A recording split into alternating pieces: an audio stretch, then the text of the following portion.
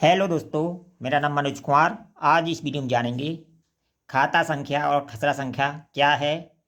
Number दो, नक्शा और मौके की ज़मीन में कौन मान होगा। हमने दो क्वेश्चन लिए हुए हैं, खाता संख्या और खसरा संख्या क्या है और नक्शे और मौके की ज़मीन में कौन सी ज़मीन मान्य होगी। इन दोनों क्वेश्चनों को जानने के लिए सबसे पहले हमें मौजा जानना जरूरी है, मौजा या नक्शा को जानना जरूरी है।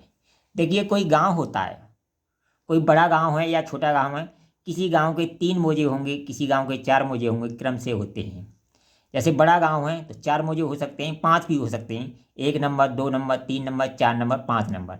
इसी तरह मौजा कह लो या नक्शा कह लो, एक ही बात है। ठीक है, मान लो हमारा ये, और जितने भी मौजे होंगे सब में 1 नंबर, 2 नंबर, 3 नंबर, 4 नंबर से इस तरह जितने तक प्लॉट हैं उनके प्लॉट नंबर होंगे। यानी जितने भी इसमें प्लॉट देंगे वो एक से लेकर जितने प्लॉट हैं उतने इस प्लॉटों की संख्या होगी। ये तो होता है मौजा या नक्शा। ठीक है, मान लो ये 1 नंबर और 3 नंबर, 1 नंबर या 5 नंबर मान लो, ये 7 नंबर मान लो। ठीक है, तो ये तो होता है plot number, 1 number, 5 number, 7 number, जिसे हम क्या बोलते हैं, खसरा संख्या भी बोलते हैं। और खाता संख्या क्या होता है? खाता संख्या एक, जैसे हम बैंक में कोई खाता खुलवाते हैं उस टाइप का होता है। यानी हमारा खाता संख्या तो एक ही होगा, लेकिन ये हमारे जो खसरा संख्या है 1 2 3, इसमें जॉइंट हो जाएंगे। खाता संख्या हमारा जितना भी होगा वो एक होगा, और जो खसरा संख्या होगा इनमें से प्लॉटों का जो नंबर होगा वो होगा। जैसे हमारा खाता संख्या है 025। ठीक है, इसमें जो हमारे खसरा संख्या होगी वो खसरा 1 2 3 इस टाइप से होगी। जैसे खसरा खसरा कितना है? 1, खसरा 5, खसरा नंबर 7। टोटल कितने हैं? 3। यानी खसरा तो टोटल कितने होंगे? 3 होंगे। और ये हमारे प्लॉट नंबर होंगे जिसे हम खसरा संख्या बोलते हैं। खाता संख्या कभी भी चेंज नहीं होता है, खसरा संख्या बदलता रहता है।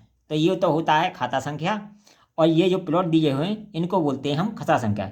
एक आदमी के नाम पर 2 3 4 5 कितने भी प्लॉट हैं, जिस तरह जमीन होती है, जमीन हो सकती हैं, उसे हम बोलते हैं खसरा संख्या। और जैसे बैंक में खाता खुलवाया जाता है उस टाइप का एक खाता होता है, वो नंबर होता है कि इसके नाम पर इतनी ज़मीन है। ठीक है, तो इसको तो बोलते हैं हम खाता संख्या। अब खाता संख्या खसरा संख्या आपकी समझ में आ गया। अब जान लेते हैं नक्शा में जो ज़मीन है और मौके की ज़मीन दोनों बराबर हैं। तो ऐसी स्थिति में तो कोई विवाद पैदा नहीं होगा, क्योंकि नक्शा और मौके दोनों बराबर हैं। एक स्थिति ऐसी पैदा होती है कि नक्शा में ज़मीन कम है और मौके पर ज़मीन ज़्यादा है। और एक स्थिति ऐसी पैदा होती है नक्शा में ज़मीन ज़्यादा है, मौके पर ज़मीन कम है। ये 3 स्थितियां पैदा होती हैं।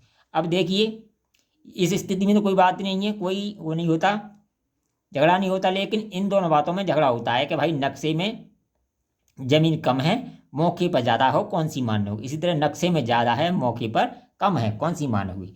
तो इन दोनों ही स्थितियों में केवल नक्शा मान्य होगा, मौके की ज़मीन नहीं मान्य होगी, केवल नक्शा मान्य होगा। अगर वीडियो पसंद आए तो कमेंट करें, लाइक करें, शेयर करें।